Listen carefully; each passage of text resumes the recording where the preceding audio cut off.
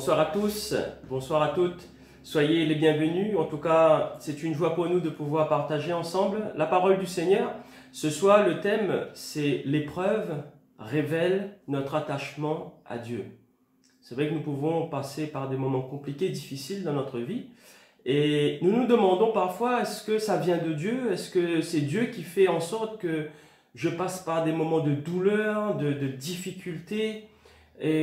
Ou est-ce que ça vient de l'ennemi? On se pose beaucoup la question. Et nous allons voir quelqu'un que vous connaissez sûrement dans la parole de Dieu, c'est Job. Nous allons assez rapidement pouvoir regarder ensemble les 42 chapitres, si vous voulez. Mais nous allons surtout nous attarder, si vous voulez bien, sur vraiment le cœur de Dieu et le cœur de Job. C'est vraiment ce qui nous intéresse ce soir, c'est vraiment de savoir comment Dieu, lui, voyait vraiment Job. Et nous allons le lire ensemble, si vous voulez bien. Nous allons regarder qui était Job au départ, avant toutes ces épreuves. Et nous allons le voir aussi à la fin. Qu'est-ce qui s'est passé? Et nous allons pouvoir justement retirer une leçon pour nous dans nos difficultés. Job chapitre 1, au verset 2 à 3, il nous est écrit, il lui naquit 7 fils, c'est-à-dire que Job avait 7 fils et 3 filles. Il possédait 7000 brebis, 3000 chameaux, 500 paires de bœufs, 500 ânesses et un très grand nombre de serviteurs. Et cet homme était le plus considéré de tous les fils de l'Orient. Amen. Nous pouvons voir dans ce verset, dans ce texte, de se disant que Job, en fait, c'était quelqu'un qui était béni de Dieu. Job, il aimait Dieu. Et le Seigneur, en fait, le bénissait. Il avait vraiment tout pleinement. Il avait des enfants, il avait du bétail, il avait des serviteurs. Et c'était quelqu'un qui, à mon avis, gérait vraiment comme c'était une grosse entreprise qu'il avait. Tout réussissait. Et Dieu va dire, au verset 8, Dieu dira, il n'y a personne comme lui sur la terre. Il n'y avait personne comme Job, imaginez, sur la terre. Et Job était un homme qui était vraiment béni de Dieu. Il avait une relation sincère avec Dieu.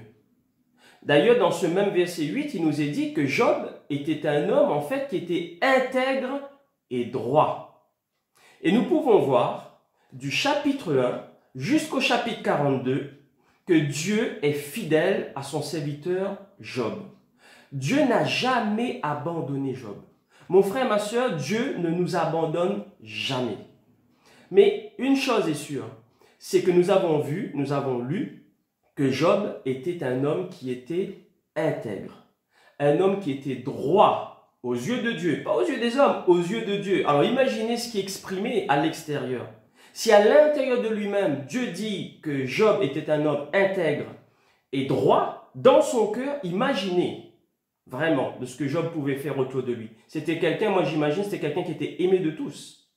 Mais Dieu connaissait le cœur de Job. Dieu connaît ton cœur ce soir. Il connaît mon cœur ce soir.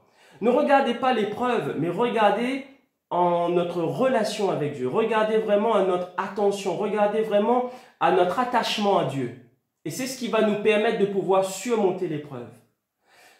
Il dit de Job, au chapitre 1, verset 8, « Il n'y a personne comme lui sur la terre. C'est un homme intègre et droit, craignant Dieu, et se détournant du mal. » Amen. Job était quelqu'un qui se détournait du mal. Qu'est-ce que l'intégrité? L'intégrité, c'est une personne qui est honnête. C'est une personne qui marche avec droiture. C'est une personne qui ne fait rien dans le secret, dans le dos des uns ou des autres. Comme vous le voyez physiquement à l'église, c'est la même personne qui est à la maison. C'est quelqu'un, en fait, qui n'a pas de double visage. Et Job était comme cela. C'est une personne, même en privé, que ce soit dans le cadre privé ou dans le cadre public, il a un cœur sincère et vrai. Il a un cœur vrai devant Dieu. Dieu savait que Job l'aimait pour ce qu'il est et non pour ce qu'il fait. Comment aimons-nous le Seigneur? C'est ça la question. Job, avant de passer toutes ces épreuves, Dieu pouvait témoigner dans le cœur de Job que Job, en fait, aimait Dieu pour ce que Dieu est. Parce que Dieu est le créateur de toutes choses, il est puissant, c'est celui sur qui nous pouvons nous appuyer. Et c'est comme cela que Job voyait Dieu, sur quelqu'un sur qui il peut compter 24 heures sur 24. Mais Job n'aimait pas Dieu parce que Dieu lui avait donné. Il n'aimait pas Dieu parce que Dieu lui avait donné des enfants, lui avait donné du bétail. C'est pas pour cela qu'il aimait Dieu. Il aimait Dieu parce que Dieu était sûrement quelqu'un qui, pour lui, en fait, c'était celui qui habitait en lui. C'était quelqu'un sur qui il pouvait faire confiance 24 heures sur 24. C'était quelqu'un qui pouvait le sortir de n'importe quelle situation parce qu'il voyait en Dieu le puissant. Celui qui avait tout pouvoir sur la terre. Et vous savez, il y a une chose que Dieu n'aime pas. C'est des cœurs qui font balance. Des cœurs qui, parfois, on se donne un certain visage et derrière, en fait, on n'est pas la même. Et on appelle ça des gens qui sont comme une balance. Ils sont tantôt en haut, tantôt en bas. Et dans Proverbes chapitre 11, verset 1, la version Semeur, j'ai pris, l'Éternel a horreur des balances fausses. Mais il aime le poids exact. Amen. Il est écrit, l'Éternel a horreur. Dieu n'aime pas ça. Des balances fausses. Mais il aime le poids exact. Dieu utilise-t-il le malheur pour nous corriger? Est-ce que Dieu utilise le mal pour nous ramener, frères et sœurs? Nous allons lire un texte ensemble, un verset ensemble, vous allez voir que c'est pas cela. Et souvent on entend ça parfois dans la bouche des gens en disant que oh, s'il m'arrive des problèmes, c'est parce que Dieu m'emmène dans des problèmes pour que je puisse plus m'attacher à lui. Regardez comment Dieu nous ramène quand nous nous éloignons. 2 Timothée chapitre 3 versets 16 à 17. Il est écrit, toute écriture est inspirée de Dieu. Toute écriture est utile pour enseigner, donc Dieu nous enseigne par sa parole. Pour convaincre, il nous convainc par sa parole. Pour corriger, donc pour nous ramener quand nous nous éloignons, il va utiliser sa parole. Pour instruire dans la justice, afin que l'homme de Dieu soit accompli et propre à toutes bonnes œuvres. Amen. C'est comme cela que Dieu nous ramène.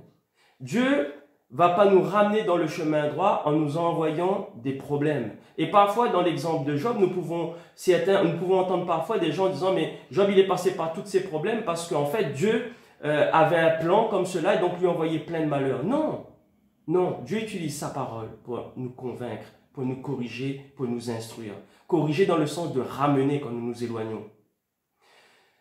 Mais quels sont ces sentiments?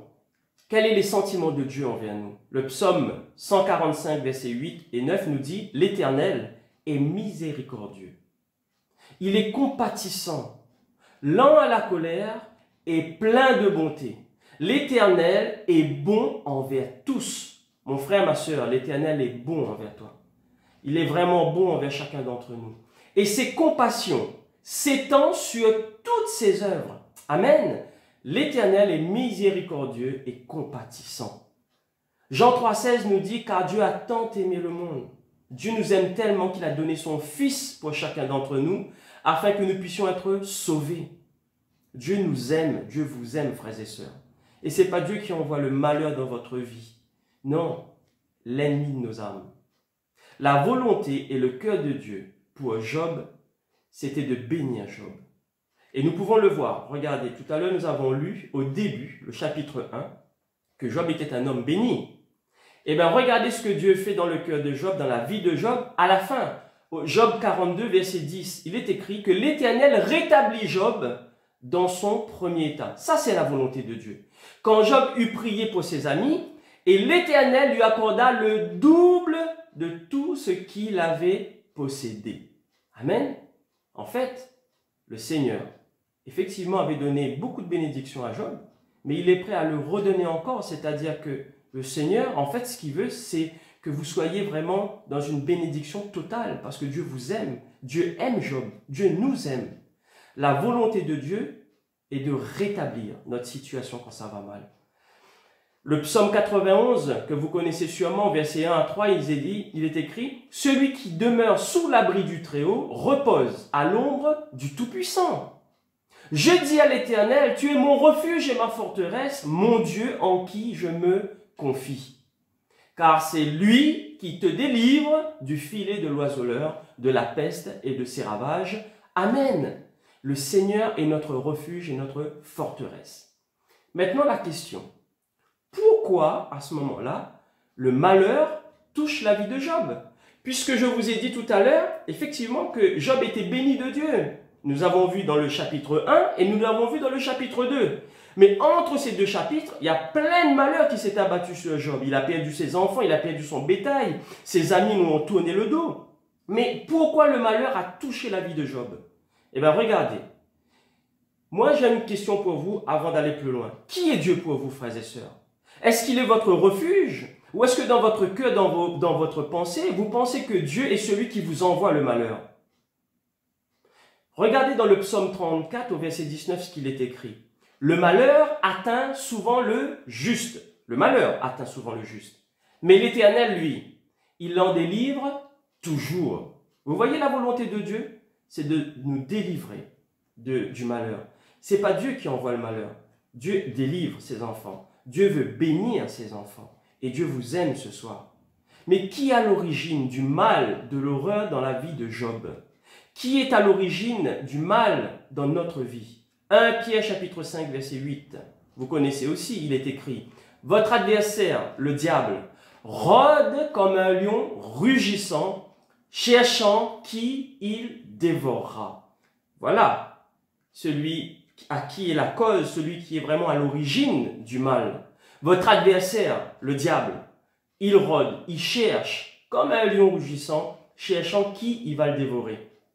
Regardez ce que Dieu va dire à Satan dans le chapitre 1. Job 1, verset 7.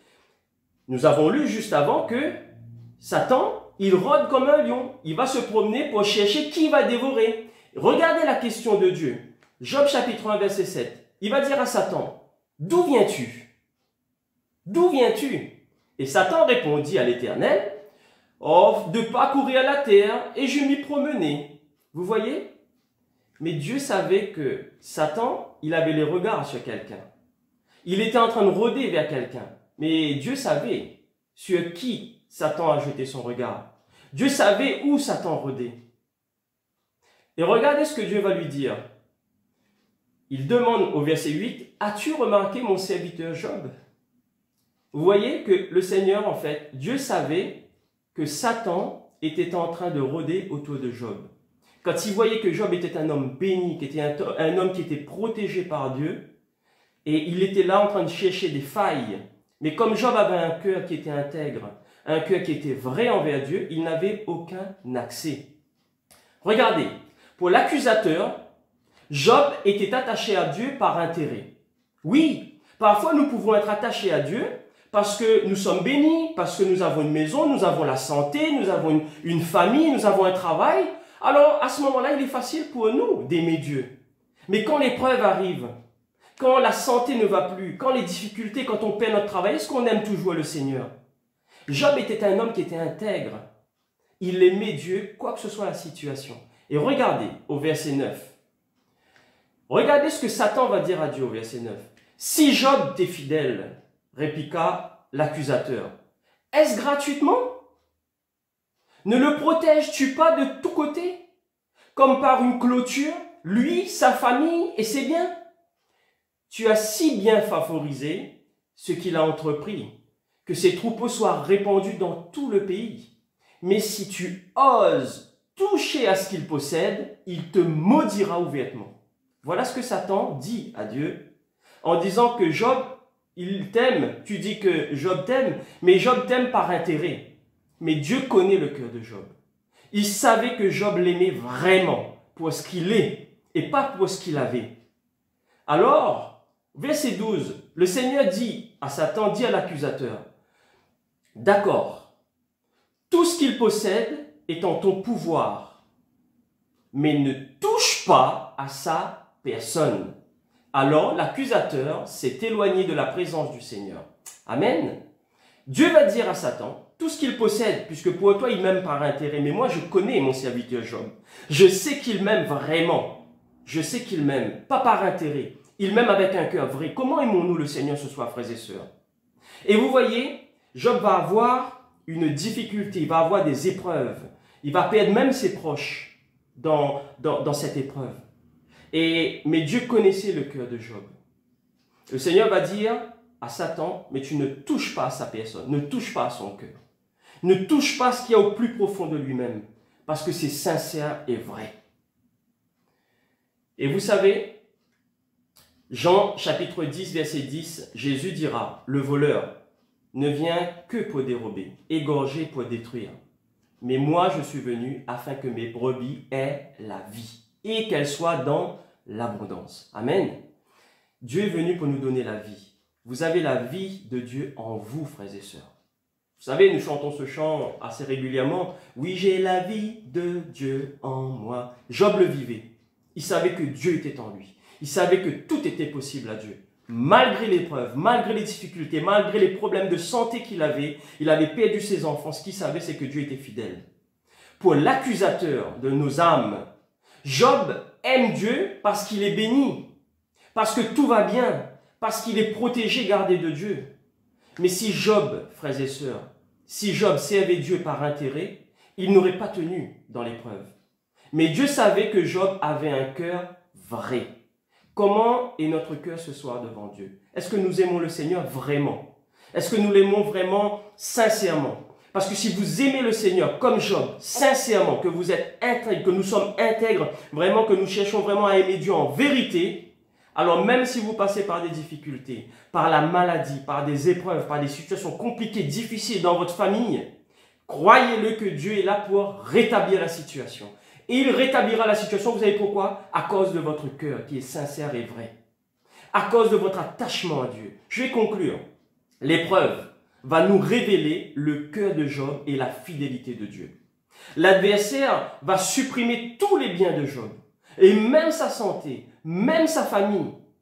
Versets 21 à 22. Job dit, écoutez bien, regardez, là Job il est au plus bas de l'échelle, au plus bas de l'échelle. Il a perdu tout ce qu'il avait. Il est malade, ça va vraiment plus. Il a perdu ses amis, tout le monde lui tourne le dos. Regardez ce que Job va dire au verset 21 et 22. Job dit, je suis sorti nu du sein de ma mère, et nu je retournerai dans le sein de la terre. L'Éternel a donné, et l'Éternel a ôté. Que le nom de l'Éternel soit béni en tout cela. Job, écoutez frères, sœurs, Job ne pécha point et n'attribuera rien d'injuste à Dieu. Amen. Job ne va pas dire, tout ce qui m'arrive, c'est à cause de Dieu. Non, il va dire, Dieu a donné, Dieu a repris. Mais que le nom de l'Éternel soit béni. C'est-à-dire que ma vie soit un témoignage pour les autres. Tout ce qui m'arrive, eh bien, que ce soit un témoignage de puissance. Et c'est vrai, c'est ce qui s'est passé. Parce que quand nous regardons la suite, nous pouvons dire effectivement qu'il a eu tout en double. Dieu lui a pleinement béni. Et le témoignage de Job nous montre que Dieu est fidèle. Job avait confiance en Dieu. Job avait foi en Dieu dans son épreuve. Job chapitre 23 au verset 10, il est écrit. Il sait, regardez ce que Job va dire face à Dieu. Regardez ce qu'il va dire. C'est-à-dire, regardons ensemble vraiment la valeur, vraiment l'importance de Dieu dans le cœur de Job, dans l'épreuve. Regardez ce qu'il va dire. Il sait, en parlant de Dieu, il sait néanmoins quelle voie j'ai suivie. Et s'il m'éprouvait, donc si Dieu m'éprouve, eh ben je sortirai pur comme l'or. Vous voyez la confiance que Job avait dans l'épreuve? Mon frère, ma soeur, tu passes par des moments compliqués, difficiles. Alors si Dieu m'éprouvait, si Dieu t'éprouve, eh bien que tu sortiras de cette épreuve pur comme l'or. C'est-à-dire que ceux qui sont autour de toi, les médecins, que ce soit ta famille, que ce soit ton entourage, puissent dire « Waouh, je n'aurais pas cru que cette situation-là aurait arrivé vraiment dans cette vérité. » C'est-à-dire qu'il aurait pu s'en sortir. Mais vous allez pouvoir dire à votre entourage, aux médecins, que Dieu est vivant. C'est ce que Job est en train de dire. Si c'est Dieu qui m'éprouvait, alors je sortirai pur comme l'or. L'épreuve de Job nous révèle son amour pour Dieu. L'épreuve de Job nous révèle la confiance de Job en Dieu. Il avait foi en Dieu. Son épreuve nous montre sa droiture. Sa droiture. Il n'attribua rien d'injuste à Dieu, nous dit la Bible. Vraiment, son cœur vrai, le cœur vrai qu'il avait, l'intégrité vraiment de son cœur devant Dieu. Mais l'histoire de Job, frères et sœurs, l'histoire de Job du chapitre 1 au chapitre 42, nous révèle la fidélité de Dieu envers un cœur intègre et droit. Entre le chapitre 1 et le chapitre 42 de Job, il nous montre une chose, c'est que Dieu est fidèle. Dieu est fidèle dans ton épreuve. Dieu est fidèle envers un cœur intègre et droit. Job 42, verset 12, il est écrit, « Pendant ces dernières années, à la fin, Job reçut de l'Éternel plus de bénédictions qu'il n'en avait reçu dans les premières. Il posséda 14 000 brebis au lieu de 7 000, le double. 6 000 chameaux au lieu de 3 000, le double. 1000 paires de bœufs au lieu de 500. 1000 ânesses au lieu de 500, le double. Et vous savez une chose, Job, Dieu lui a redonné 7 fils et 3 filles. Et la Bible nous dit, ces 3 filles, c'était les plus belles filles qu'il y avait. Et Job a tout reçu en double. Job 42, verset 16-17, il est écrit, Job vécut après cette épreuve, après cette épreuve. Job vécut après cela 140 ans. Et il vit ses fils, les fils de ses fils, jusqu'à la 4e génération. Et Job mourut âgé et rassasié de jours. Amen. Alors, dites-vous bien une chose, le Seigneur a de grands projets pour vous. Il vous aime. Vous passez par des épreuves, Job est passé par des épreuves, je suis passé par des épreuves. Et croyez-moi, parfois, on est à la limite de la mort. Et on est à la limite de se dire, c'est fini. Je crois que je suis en train de vivre mes dernières heures. Mettez votre confiance en Dieu. Que la volonté de Dieu se fasse dans ma vie. Que la volonté de Dieu se fasse dans votre vie. Oui, nous ne savons pas ni l'heure ni le jour. Je peux mourir tout à l'heure. Je peux mourir dans la soirée. Je peux mourir demain. Je ne sais pas quand. Selon la volonté de Dieu. C'est Dieu qui fait. Mais une chose que je sais. Si Dieu m'éprouvait, alors je sortirai pur comme l'or. Vous savez pourquoi? Parce que Dieu entreprend tout dans ses mains. Et il dira bien, Jésus dira, que personne ne le ravira de ma main. Vous êtes entre de bonnes mains. Faites comme Job, frères et sœurs. Restons droits. Restons droits. Restons vrais devant Dieu. Soyons intègres. Soyons vraiment vrais, avec un cœur sincère et vrai. N'ayons pas double visage. Mais ce soir, quel est votre état de cœur devant Dieu? Quel est votre état de cœur dans l'épreuve? Est-ce que nous baissons les bras? Ou est-ce que nous mettons confiance en Dieu? Alors, une chose, frères et sœurs, mettez votre confiance dans le Seigneur et dites au Seigneur que ta volonté se fasse, mais que ma situation, que mon épreuve soit un témoignage de puissance pour toi, Seigneur. Mais moi, mon cœur, ma vie, mes enfants, ma famille, l'Église, là où tu m'as placé dans mon travail, que je puisse être un instrument de bénédiction pour toi et que ton nom seul puisse être glorifié, Jésus. Amen. Que le Seigneur vous bénisse et soyez encouragés. Amen.